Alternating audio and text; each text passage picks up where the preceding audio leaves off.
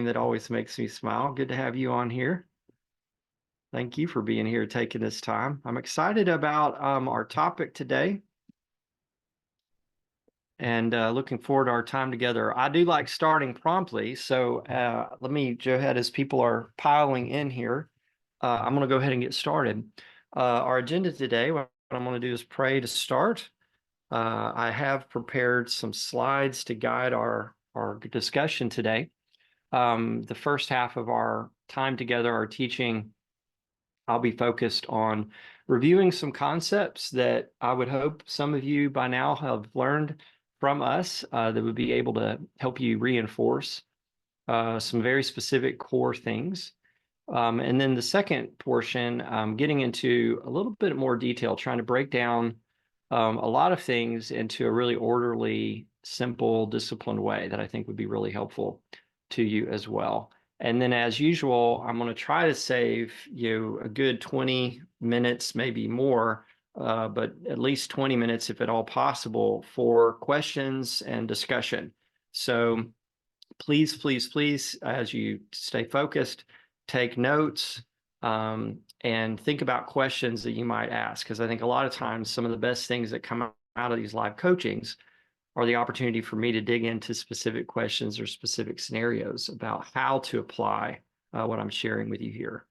You can put questions in the chat, as they come to you. I'll come back to those, as many of those as I can.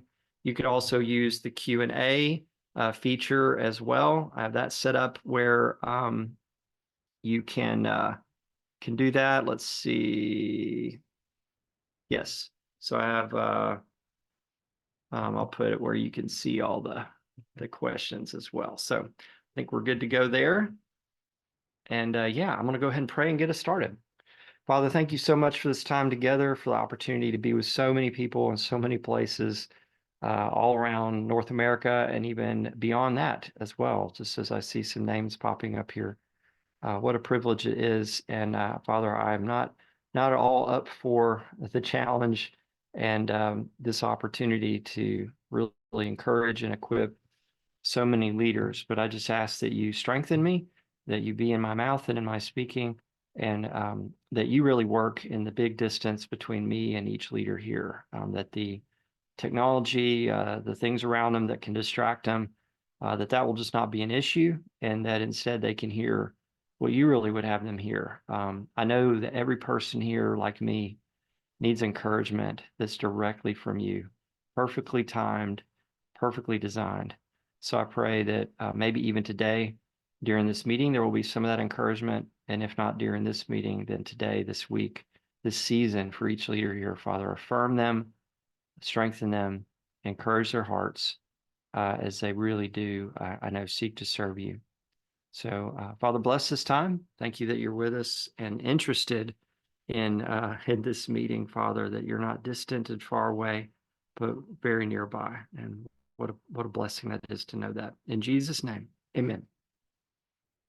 Okay, now I am going to get started. I have some slides prepared to share with you to get us going and kind of guide our structure here. So let's see, I'm going to put this on right here. So let me know before I go. Let me make sure if you could chime in on the chat. Let me know if you can see that. Let's see. Looks like you can. Okay, good deal. Here we go. So our topic today, Generosity Unleashed, Growing Giving. I got to block out. Sorry, I've got things blocking my screen here. There we go. Generosity Unleashed, Growing Giving in 2024 is our topic. Now, here's what we're going to try to cover. To see giving really unleashed here this year, I want to help remind you of some things and equip you with some things, starting with number one, the importance that of you clarifying your vision and plan. Second, how to get clarity on who you're asking for what. Third, there's so many things that we could do. Where do we actually focus? I want to really help you see that and hopefully understand that. And then I want to get very practical and keep things, a lot of complex ideas or a lot of things that you could be doing as simple as possible. I want to give you kind of a structure to build relationships with care and skill. And then lastly, of course, we're going to bring it all together, and I'm going to open it up for your questions on how we can apply this to your specific role. So please, please, please listen carefully, take notes, prepare questions. You can put them in the chat box. You can put them in the Q&A. Next steps, I always like to suggest a few. This year in particular, we have very limited coaching slots that are going to be coming available. Really only as we finish a few projects. We have a couple of new coaches in place already that their plates are full. We have one that will be starting here in the first 6 months. And beyond that, I am really planning to hold a careful line. We have so many organizations we're working with. This is a very challenging year for many, many people, as we're going to be talking about today. And we are going to be pretty limited. So if you've been thinking about coaching or know someone that would be a good fit, please don't hesitate to reach out and let us know, because that way we're able to be proactive on our planning. We want to be available and help at the right time for the right leaders. Also, watch for emails from Erica. So these live coachings that you're all joining like this, we're going to be doing, I think, 4 maybe this year of these, but we want to open up and invite people to join some smaller group experiences as well. So some of you will probably be getting some emails from Erica on that. That's her email address on my team. You've got my email, I would think, but if not, there it is, our phone number. And then lastly, probably least, but make sure that you're getting texts from me. I want to make sure you know how to text me. I do use a system, but it all goes right to my phone. So if you text that number, I will always follow up. It might take me longer than I would like or you would like, but you can get to me directly that way. And I also send out a weekly, usually a weekly challenge or encouragement. No spam, nothing silly. If you aren't getting texts from me, I would encourage you, shoot me a text, and the system will ping back real quickly, make sure I know who you are and have your contact info in the system. From then on, it's all me. Okay, so yeah, hope you'll do that if you're not getting texts from me. Let's start with this, right? Clarifying your vision. So what is your vision and what are you trying to accomplish? These are deceptively simple questions that a giver has in their mind when they're learning about you, when they're learning about your organization. What's your vision? What are you trying to accomplish? And the structure that we've taught many of you, some of you may be hearing about this for the first time, but it's the way you answer these deceptively simple questions is through a written development message. You have an internal document that follows a specific structure that gets you clear. It gets everything out of your head and out of your heart, out of your computer on paper so you're able to say, this is our message. These are the words we use to describe our vision and what we would call our vision profile, or a life that's being impacted through your work. It describes how you got here, your history. It describes your plan. A plan usually has to have priorities because you can't do everything. And then the giving-driven steps. So what are the steps that you're taking in the plan that giving is actually going to move forward? And that's always building on past successes. So there's a step 1 that's complete, even if you're a startup. You didn't get just started today. So there's a step 1 that's complete, then a step 2, then a step 3, then a step 4. The farther you get into the future, the more broad and vague that is. But you still are saying, this is how we talk about these things. Now, breaking it down a little bit further, as a reminder, each step has a goal. You can almost think about a step in a plan as a multi-year campaign. This is critical because most of our ministry organizations only think annually, or they think, what do we need in the near term? What's the burning issue, the bleeding issue, the screaming issue that we're trying to fund? And that does not create long-term healthy giving communities. In fact, it works against building a long-term generous giving community. So thinking a year out often is the longer term that most organizations think. And we would say, no, you need to think long-term, 10 years. What are the steps? A step could be a multi-year campaign but it's giving driven. You can move forward just as fast as people give. That step has a goal within that big goal. So in the next 3 years, we hope to see $1 million given. We have a milestone by the end of this year, or we have a milestone near term between now and the end of June. So you can create milestones to help people understand where you're trying to get to along the way. And then within that goal, within that step, within this plan, you have projects. Most organizations focus completely on projects and really fail to create that longer term healthy giving. It just feels like every time I turn around, here's another project we've got to raise money for. So it's a telltale sign that your planning is still in your imagination and not clear in your message. So I wanted to review that. That's where you start with clarity. All of this can be boiled down ultimately to a set of talking points. So even organizations that we've coached for some time, multiple years, often I have to come back and go, hey, where is your message? What are your talking points? Because the energy tends to drift toward the nearest issue, the pressing issue, instead of the discipline of here's our vision, here's the life impacted, here's how we got here, what God's done at this point. Here's what we're working toward in the future, our plan. You know, it's a plan because we have priorities. We can't do everything. We have a strategy. Here are the steps. These are some big steps. Past 5 years, we've seen $1 million given. The next 3 to 5, we really hope to see maybe 2 million given that would accomplish this big step in our plan. Between now and the end of December, we're very focused on a specific milestone, reaching the first $500,000. And yeah, here's a specific project I could share with you if there's some details. So those are good talking points.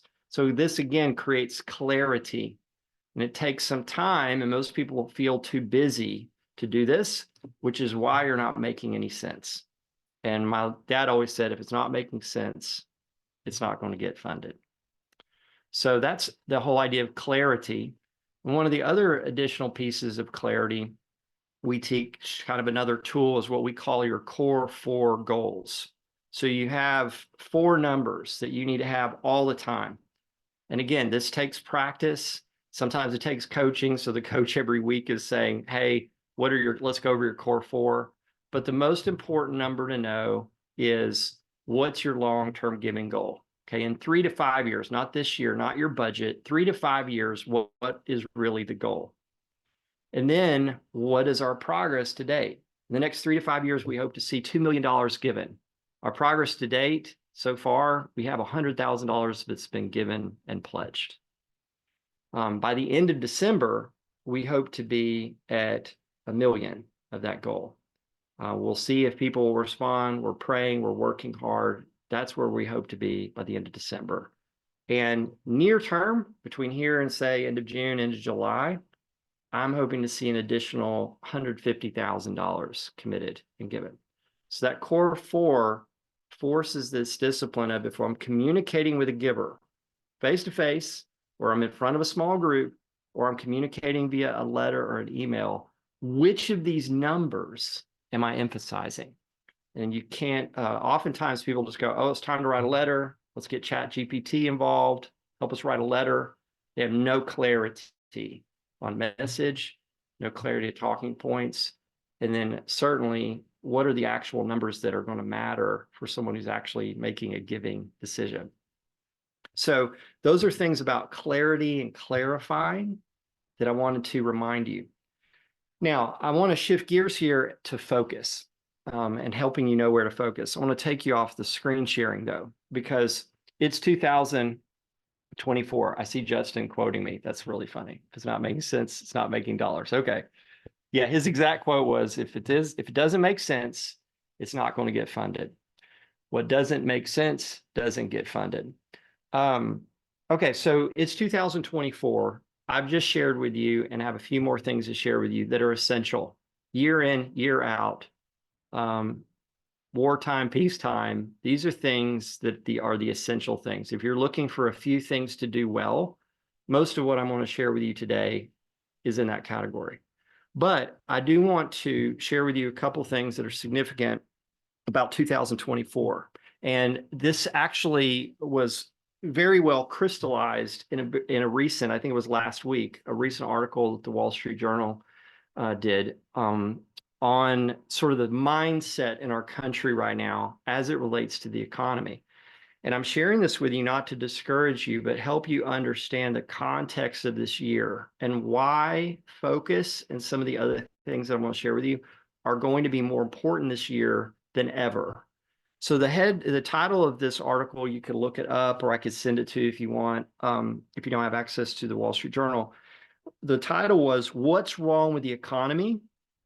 It's You, Not the Data." Many Americans believe that the economy and their finances are worse than they really are. So it's a fascinating article. They did a poll of swing states. So the data is biased toward the 7 swing states coming up in the election, but that's relevant.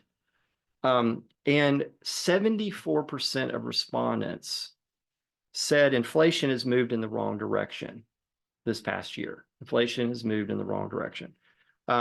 This assessment, this article is so well written, says it's startling, sobering, and simply not true. This isn't an opinion. This isn't something that reasonable people can disagree on. Hard economic data really does count and really does matter, especially over the long-term history of our country. And so the article goes on to describe that, okay, inflation, the idea of inflation is prices are always going up. Okay, prices almost always are inflationary over time. Over the last year, our inflation was 3.2% compared to 6% a year earlier. So inflation is actually going down. But the shock of it having gone up so fast has caused people to completely lose perspective. So prices are terrible, and going up, everything's worse than before. Interestingly enough, though, this I think was even more telling, is that 47% of people that they've surveyed say their investments or retirement savings went in the wrong direction in the past year. So 47%, almost half of people said that their investments or retirement went in the wrong direction. Now, over the last year, I don't know if you've paid attention, but the stock market was at end of the year at record highs. House values held steady, and interest on savings was up higher than it's been in most people's adult lifetime. Okay. So there are a lot of issues in our country. There are a lot of issues in our economy that may not be sustainable. But we're in a very interesting time frame when the economic reality compared to the past is not lining up with people's attitudes. And the article goes on to describe and kind of say what's going on here.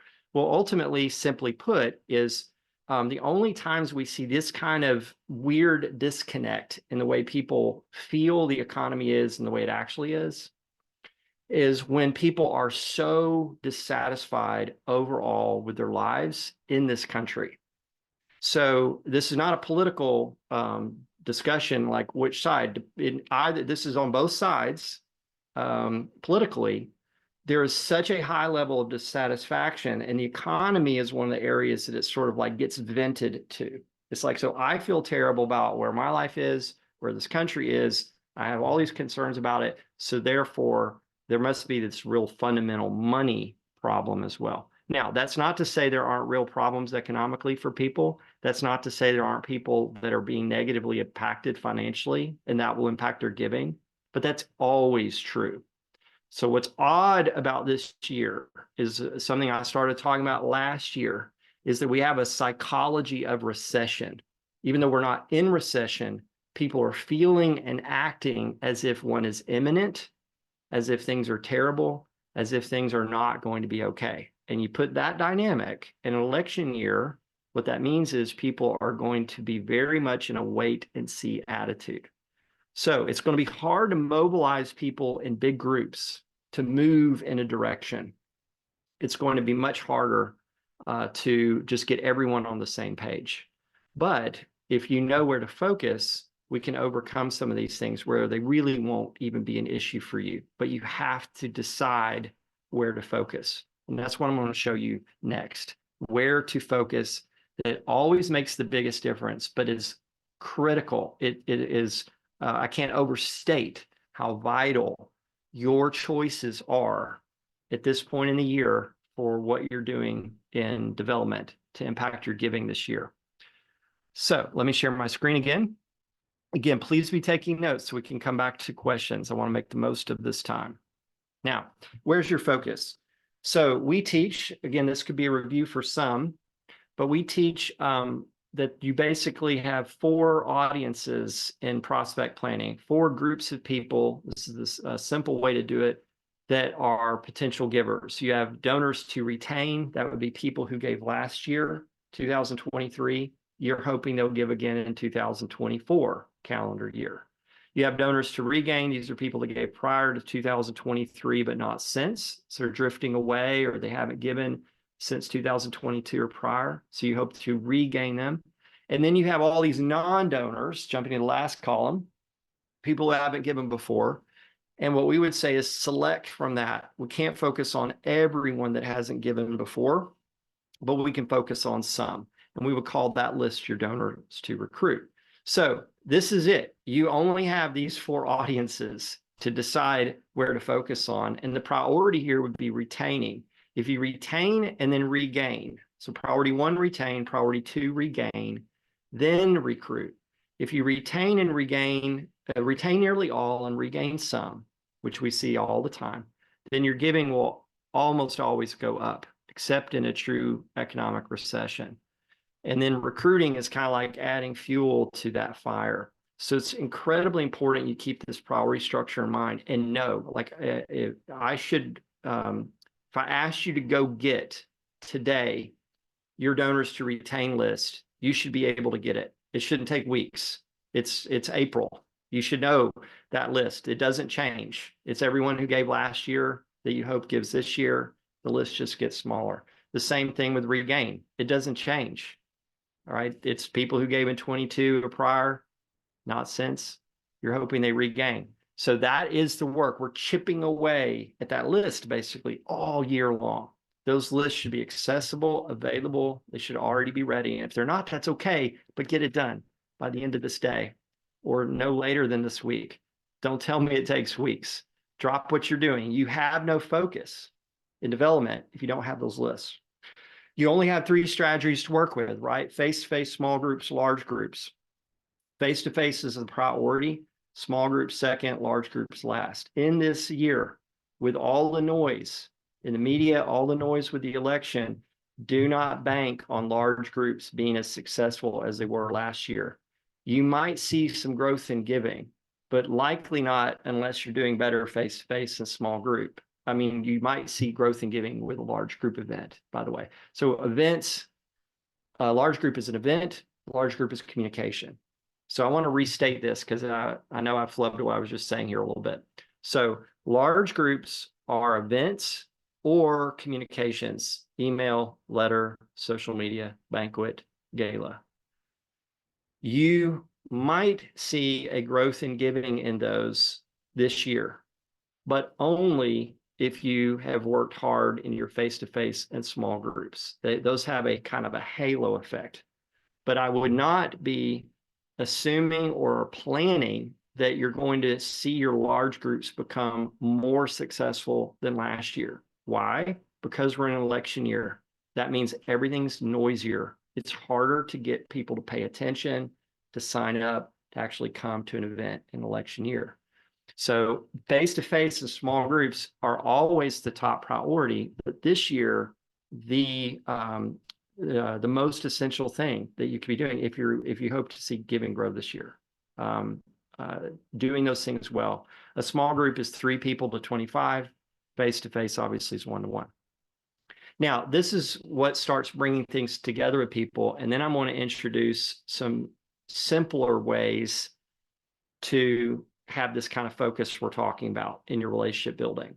So this is the way this comes together. If you've got these lists, you only have these 3 strategies. And so I want you to have your list, your retain, your regain, your recruit, and say, okay, who am I selecting for face-to-face? Who are we inviting to small groups? And then the default is large group, right? The communication or the event. So this is a good way to see. Now the colors, there's no magic here in how many people are in each area, but I need to know if we're going to help you. I need to know, you need to know. Can you work with 10 people face-to-face this year? 50, 100? To me, the number doesn't matter as much as you actually doing it. So determining these are the people that I'm going to focus on face-to-face. These are the people we're inviting into a small group meeting or opportunity or interaction. And these are the large group. Now, we're moving people. I don't have time to dial into this today, but I want to remind you, you're moving people through this journey, thanking, reporting, asking, follow-up through the year. And all this comes together on this sheet. So some of you have seen this before. This is a refresher. Some of you need to still get to implementing it. Some of you are seeing it for the first time. And I'm going to provide all this in the slides so you can be looking at to what degree have we mapped our year out like this. So this is not meant to be legalistic, but a framework where you look at the upper left-hand corner and you're saying, okay, here are our prospect lists. Here are the strategies. We're trying to move them through the journey twice a year. You see the timeline at the very bottom. And these are the basic components that could fall at different places in the calendar year. So these are all things that help you make tough choices. So if you're looking at all this and go, oh my gosh, this is so overwhelming, there's so many things, that's okay. It's normal for you to feel that way. But knowing these are this is the structure, right? These are the essentials. Having this in front of you, even the slides here, you can then make choices. And those choices are actually going to help you focus. Now, I want to show you a different thing. This is something we've started doing with some of the leaders that we coach, some of the teams that we coach. I just am all the time wondering why people struggle so much with this idea of busyness and time and overwhelm. And I think that there are hundreds of reasons why, but a lot of it is that technology has deceived us into thinking we could just do more and more and more and more. And so we stay on this sort of treadmill feeling. And so I'm always looking for ways with our team and with leaders that we coach to help them see that there are different ways of tackling a year. And one of the ones that we talk about all the time is doing your work in 6-week cycles. 6 weeks is about the time that you or a team or even volunteers can focus. After that, they get distracted, they get pulled into other things. So I've lived this way for years, 6 weeks, 6 weeks, 6 weeks. So I have long-term plans, where we want to be this year, that's 6 weeks. But what we've started doing this past year and then starting to teach a few people is help them realize there are only 8 6-week cycles in a 52-week year. And even those aren't all exactly 6 weeks, you can plan those. So I've provided those for you here. And I want you to see we're already in the third 6-week cycle of 8. So we know that development can't be done where you drop everything and just do development. Every leader on this meeting has so many things to do, so many responsibilities and projects. So development has to be done reasonably and consistently over time, so that it's growing healthy over time and that you're healthy over time. And so we know that being able to be clear, where are we right now and where do we want to be at the end of 6 weeks helps you focus. Here's how many face-to-face meetings I can do in this 6 weeks.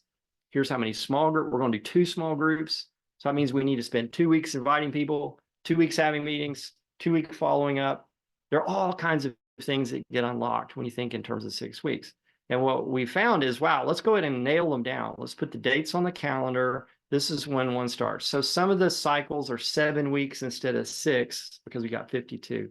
But I thought this might be helpful for you to think about, wow, Zach's giving me a lot here. Face-to-face, small group, large group, prospect groupings, the donor journey, how it all fits in over time. Take it a cycle at a time. And these are the very same dates we use as a team. These are the dates that we're starting to teach more and more leaders that we work with.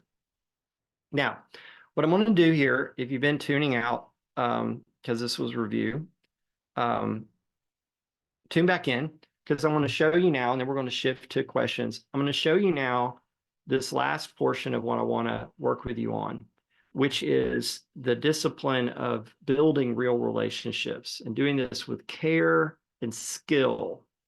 And one of the things I've reflected on as I was preparing for our time is people say all the time, relationships are important. Some people are very relational, some people less so. And what I realized is that there are a lot of things that we teach people specifically about building relationships. But what if I could break it down to each discipline in relationship building? What if I could break that down to like two-step processes at a time? So you're thinking, I have this person, where am I in these two-step processes? So that's what I'm going to show you here is a new way of thinking and trying to make this as simple as possible. Just because it's simple doesn't mean it's easy, but if it's simple where you can understand it, I think you'll be able to implement this well. So I'm going to share my screen one more time. We'll walk through these and then we'll take questions and some discussion. So starting a relationship, these are skills and disciplines.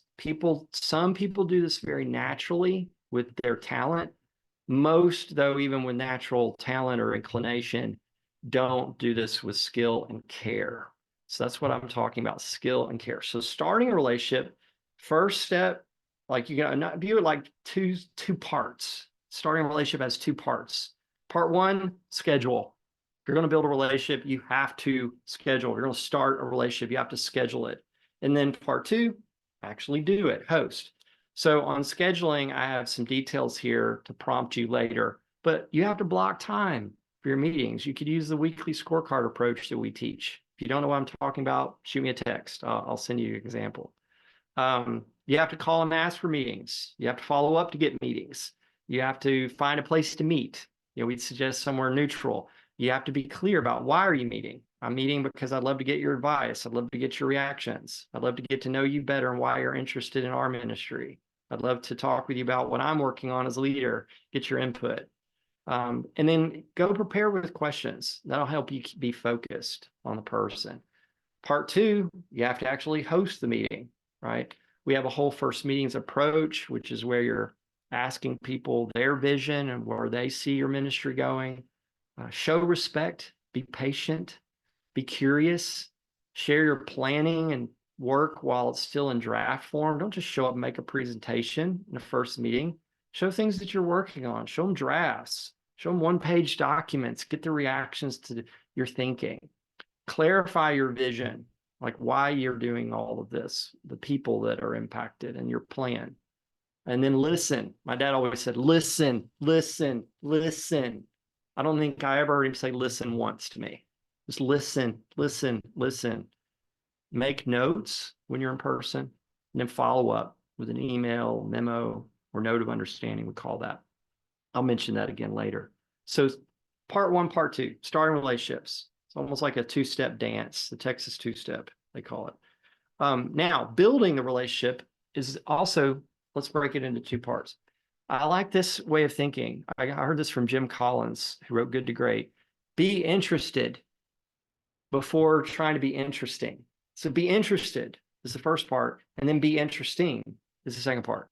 So being interested means you remember names and details, and you're taking notes, and you're learning about them. Reach out seeking additional advice, on topics. It doesn't have to all be related to just raising money. Help people understand your vision and your plan. Follow through. If I give you advice, follow through on that. Let me know. If I suggested you meet someone, let me know that you did and how that went. We hear these things all the time from givers. And to be interesting, this is a skill. It shows care and preparation. Say thank you. Give people a report. Provide updates that can't be easily sent to everybody. Ask people, how can you make a difference? Instead of you telling me how I can make a difference, ask me. You have no clue how I can make a difference unless you ask. Only give people materials that fit them, that shows that you actually prepared it for them, that you thought. Sometimes more informal is better than formal and produced. Invite people to authentic experiences, meet face to face. All those kinds of things are interesting, make this interesting and interesting to be a part of. Then, of course, guiding people in decisions. Again, two steps or two parts. Bring them along. in what you're doing? What's the story that's unfolding? What is God doing? What's encouraging you? What's challenging you? Share stories of other people who've given. So much time it's like a big secret. You don't have to mention their name, but you say, gosh, I'm so excited this week. We just received a $10,000 gift. That's such a big deal to us. We just received a $1,000 gift. We don't take these things for granted. I know you're interested in our ministry. This encouraged me this week. I knew it would encourage you. That's bringing people along. Help them know where they could fit in. Here's what I'm working on.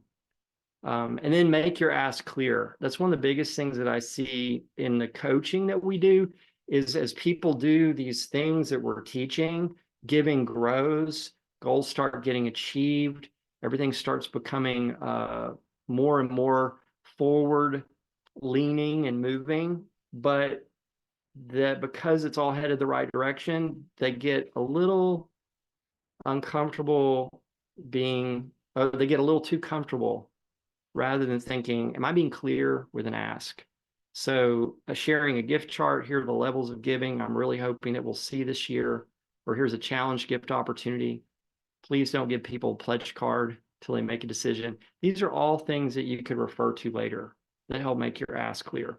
And then lastly, following up for results. Again, 2 parts. Think long-term.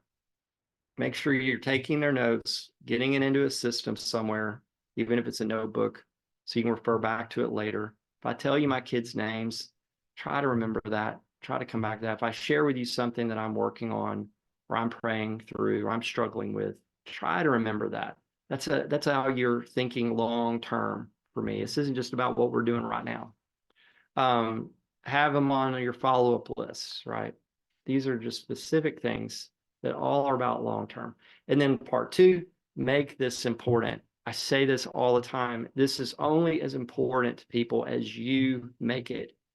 I know you feel like you're harassing people or you're bothering people or you're interrupting people. No, you're not. They're busy. They're doing other things. They're thinking about other things. They're not thinking about you. They're not thinking about your ministry the way you are. So if this is truly important, if this is something the Lord is really calling your ministry to, you have to make it important. And you can do that without being obnoxious or rude. You can do that by saying, this is important. And we're doing a review yourself every week. Where am I with people? What's my calendar looking like ahead? You can give people updates via phone. You can text updates to them. You can call and just say thank you again. You can remind them that you're thinking about them, praying for them. And then you can share progress or share the milestones as you cross them. So you'll notice none of these things are overly complicated or ingenious. The challenge is, how do you fit them in to your life as a leader? And the reality is you cannot fit them in. You have to make really, really tough choices. And so that's what I really tried to do today with some of this review and then some of these specific details, breaking these into 2 parts for you along the way.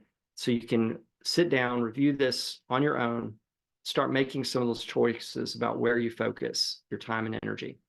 Okay, so I'm going to pause here. I've just thrown a lot at you. We can review and come back to some of these as you want to, but we're going to now shift our agenda to focus on your questions and discussion. So let's see here. The first question I see in the Q&A, again, please don't let me down here. The quality of your questions really impacts the quality of the whole time that we're putting into this. So please, you can put questions in the chat. You can put questions in the Q&A, and I'm also going to put some of you on the spot. I'll catch you on the audio and get your question as well. So be ready. Be ready. Rob says, my internet went out for about 20 minutes. Can we get these slides or recording link? Yes. If you register for this, you'll get the slides. You can also email back if there's specific questions, and the recording will be there for you too. Rob said also he's interested in some of the tools mentioned in the 2-part steps to relationship building, like weekly scorecard that has to do with your face-to-face work, Rob. Yes, if you need something, email it to me. Chances are we can give it to you. So, we do not have a paywall in what we do. Like, ooh, we can't give that to you unless you pay us. Coaching is what we do.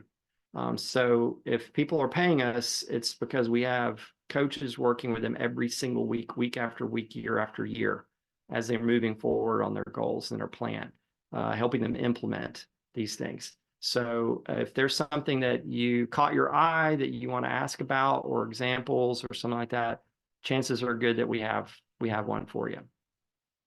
Okay, Ron had to pop out. Now he's back. Thanks for coming back.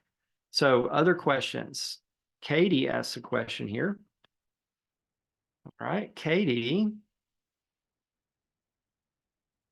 Hold on, Katie. I'm going to get to you here. All right, Katie. Katie says, I feel like I'm 2 steps behind. I don't have phone numbers or emails for the overwhelming majority of our donors. I tried reaching out via snail mail, but got very few responses. Yes. Katie, that's a very normal problem. And we see that all the time. It typically, when you're trying to get better, when you're trying to understand what's essential, you find that you're building on years, maybe even decades, where no real stewardship of the relationships, is in place. And so, if I could kind of give your organization, even your board, some medicine, some tough medicine, it would be that we can't say God is working, and we can't say that people are important to God. We can't say that God brings people for his purposes into this work and then not actually steward those people, those relationships. And so what tends to happen is we'll take care of our staff, or we'll take care of, like if you're a Christian school, you'll take care of your parents paying tuition.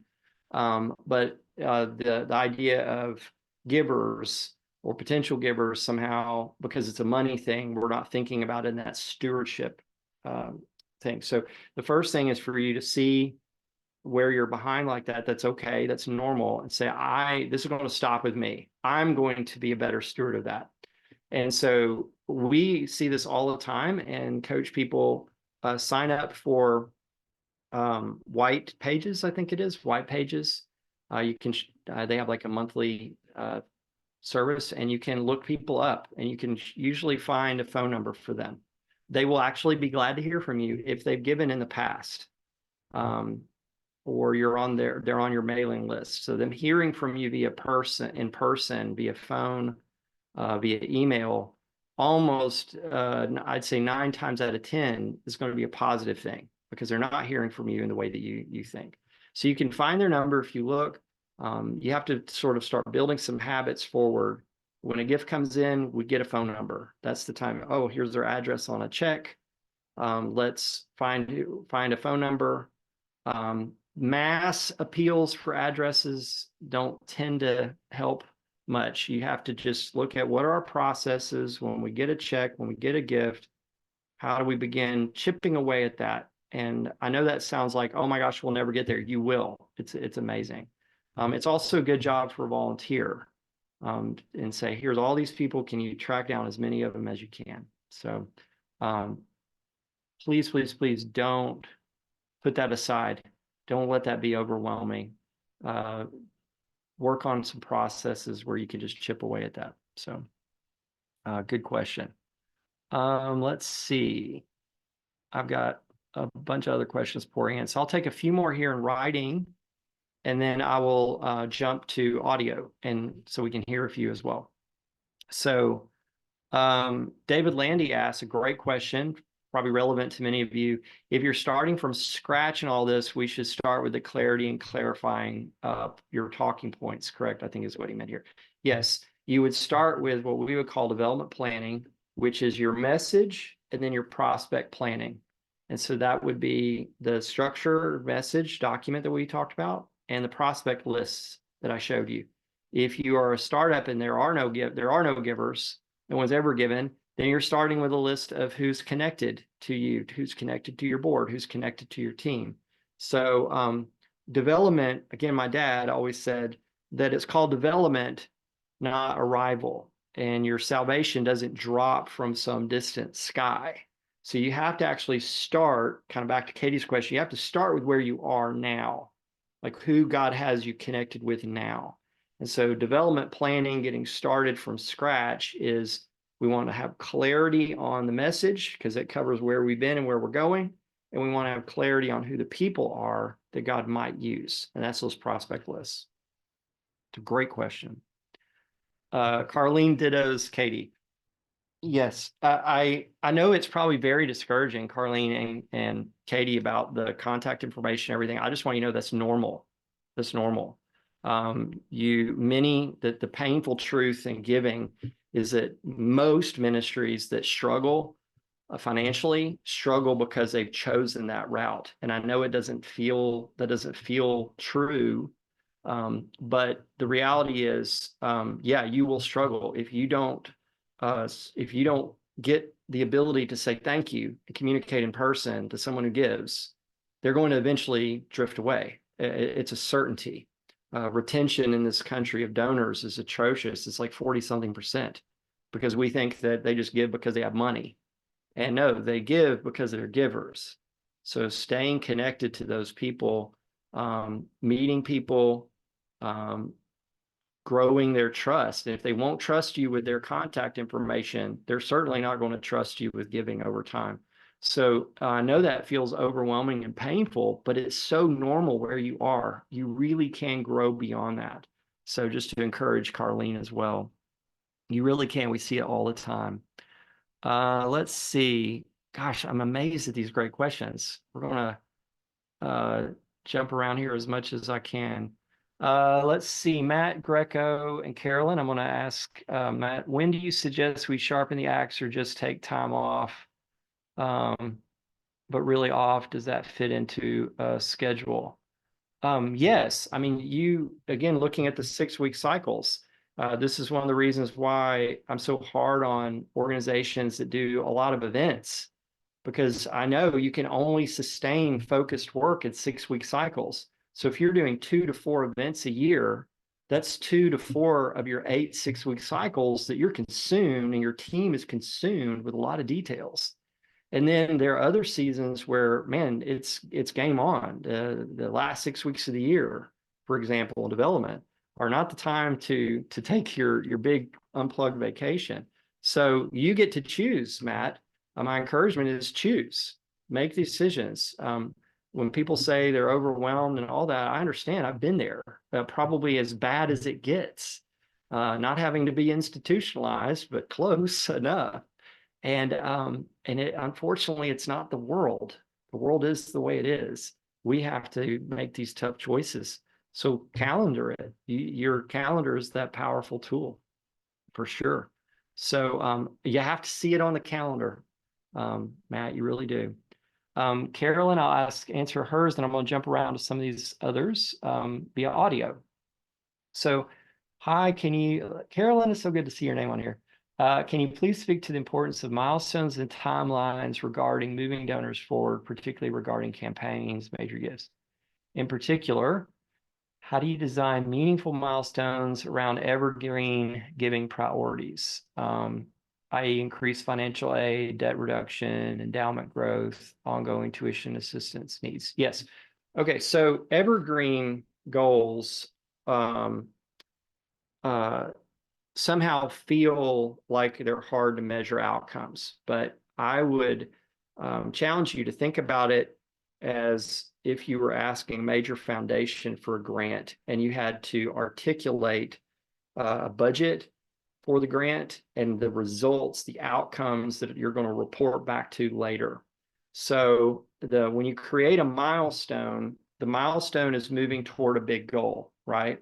So the clearer you can be about the outcomes that hitting that goal achieve, it impacts this many students, this many families, families in this economic range. Sorry for the thumbs up. My computer does these funny things. Carolyn, you have to look at the measurable outcomes of the goal, and that the milestone is just as simple as we want to be in the position to achieve this goal because we'll have this effect, this impact, this many people, this many programs, this many lives over this period of time, as measurable as possible. And I find I can trick myself when I think about it like a major foundation grant request. Think about a 50-page proposal or application. And that way, the milestone is all about putting yourself in position to achieve the goal. So the milestone isn't like, so this will be able to enable us to do 10 more, but you could do that too if you wanted to. But always think about the metrics and the measurables. If they're evergreen for a reason, in an ongoing way of numbers. And so oftentimes once you begin to see that, it becomes easier to talk about. So debt reduction is the same thing. Debt reduction enables us to do this amount of implement this plan for faculty pay and retention. Endowment enables us to implement this plan to impact this many people through financial aid. So it's always about tying it to that project-based thinking, that plan-based thinking. A really good question. And that is really hard, Carolyn, but so worth it. And, it feels hard because it's work that's been sitting there kind of undone. How do I get this clear? Okay, I'm going to call on a few people just to make this interesting that have submitted questions. Let's see. Gosh, y'all really took the question seriously here. So a lot of good ones.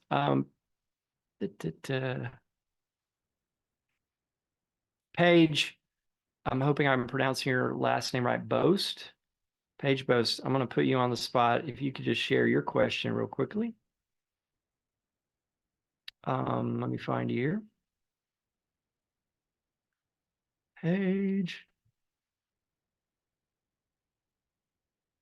I should have put Carolyn on the spot. It's great. It would be great to hear your voice. So Paige, I'm going to put you on the spot. Can you hear me? I just hit ask to talk, so you should see a button. Yes, can you hear me? Yes, Paige. So clarify your question for us. Hello. So we have started with our initial face-to-face meetings, and we're communicating our development message, and we actually have a 3-year journey that we're communicating with our donors. Wow. So after our initial meetings, we are sending a thank you email pretty immediately, either that day, the next day, within that week. Okay. What is too soon for a follow-up from what you've seen for either another meeting? Because what we're asking is for commitments over the 3 years. We're presenting them with what they've previously donated. This is what you've done. Yes. Can you commit to doing that for the next 3 years? What's a good follow-up timeline for that? Just Great question. So you mean you've actually asked these people face to face, you've followed up with like clarifying that or some material, it sounds like, and now you're asking how long to wait before you follow up. Is that right? yes, that's correct. Okay, great. Awesome. Okay, so I'll take you off audio and try to answer that so I can get to the next ones here. Thanks for that question. There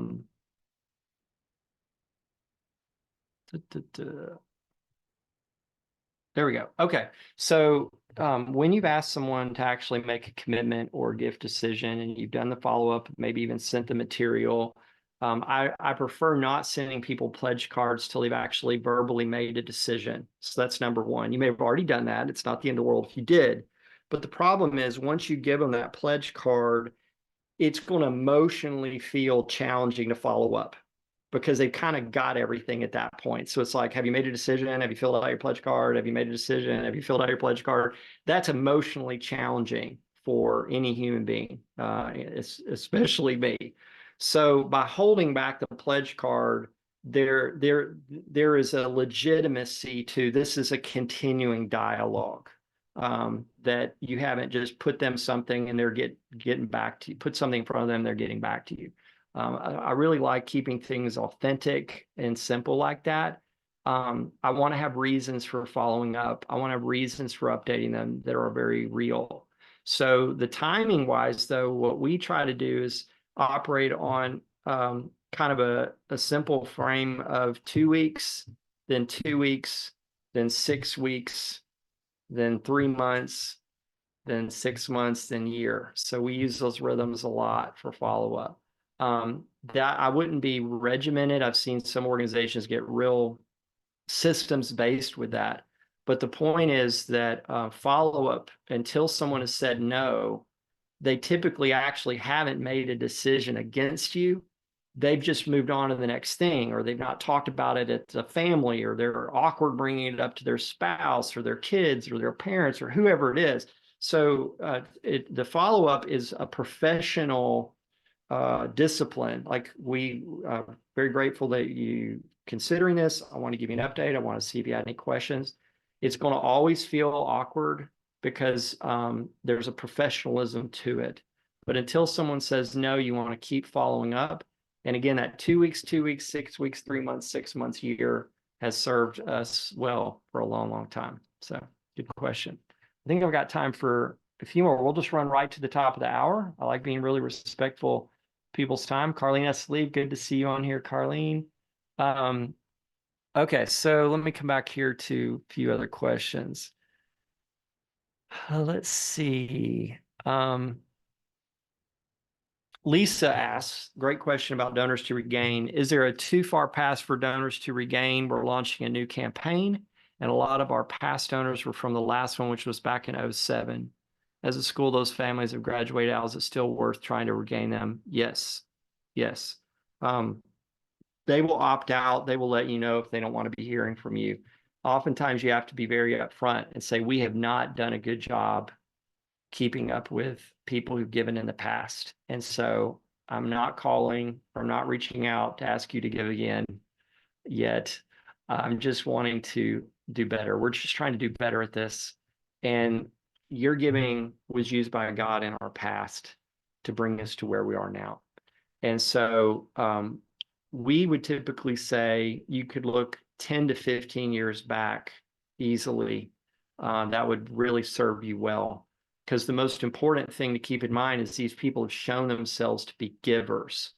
So unless they were just giving at events, these are people who've raised their hand and say, I'm a giving person. So you typically will be surprised, even if it takes a while for them to trust you again, because you've excluded them, so to speak, or ignored them. They're givers. And so if you create that opportunity for them to hear how their gifts have been built upon, and to reconnect them. We want to reconnect you. We want to bring you up to speed and just be upfront that while we'd love to see you giving again, we're just trying to get better at this, and would love it if you'd come to this small group or come to this experience or meet with me, that sort of thing. I'd love to get, and the farther back in the past they are, the more you have to learn. Unless you were there, they're almost like a library of history for you to learn from. And so that's another wonderful thing about reconnecting. But 10 to 15 years for sure, farther back if you have the capacity. It's kind of up to your capacity as a team. So good question. Libby, Gut for, I want to say your name wrong, probably Gooberlay. I'm struggling with how to find new donors. This is probably a common thing on this live coaching as well. Struggling to find new donors. Our ministry overlaps schools and congregations. Yes. So again, with finding new donors, you have to be focusing on your current and past donors first, and always asking them, who else should I be talking to? Who could you connect me with? I don't run around and ask people I don't know for money. You can trust me to introduce me to people. I am just simply trying to be faithful to what God is doing here. I'm trying to help people see what's happening here and learn from people. And of course, we hope that they'll give at some point, but I'm really just trying to be faithful to who's out there. Who do I need to be talking to? So I promise you, if you keep meeting with people and asking them who else to meet with, your list will grow and grow and grow. So I get this a lot. People go, I don't have enough people, or we don't have enough people. And that there are people everywhere. You could go door to door if you had to. So there's not a lack of people. There's a lack of that consistency in building trust and asking people who to connect with. And then those who are donors, board members, things like that, if you're in person, don't email them about it. But if you're in person, you could ask them, who comes to mind? Could we build a list together? And you just have to promise that you're not going to go around and fundraise from these people. You're trying to grow your influence as a leader, trying to grow your awareness in this community of this ministry. and that means connecting with people. And of course, we hope we'll see them give at some point, but we have to just build trust and build awareness first. So very hard. Everything we're talking about here is simple. It's not complicated, but challenging to do. I know, day in, day out. All right, I'm going to take one more question, and then let people kind of step out, and then I'm going to pull these questions because there's a few that I haven't gotten to that I'm going to make sure either me or someone on our team can reach out.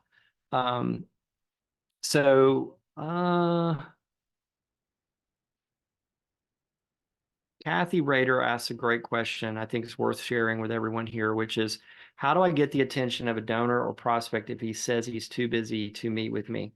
I don't know that it's a matter of getting the attention. There are basically two things that I suggest with this. One is be patient and understanding. So just keep circling back. You may have to, again, it's that 2 weeks, 3 months, 6 months, years. So sometimes it's taken me years, literally. I met with someone recently that I've started trying to find a way to get a meeting with this person in 2008. And I just met with them last year for the first time. And I'm not even raising money. That's how long it took. So very, very few people will stay at that perspective of this is really about a person and a relationship. So that's one thing, is just keep coming back. Hey, I know it's hard to get a meeting with you. I know you're busy. I'd be so grateful if you'd be willing to invest some time in me. I'm not going to be asking for money right now. You're not even willing to meet with me yet. So let's just start there. I don't think you'll regret it.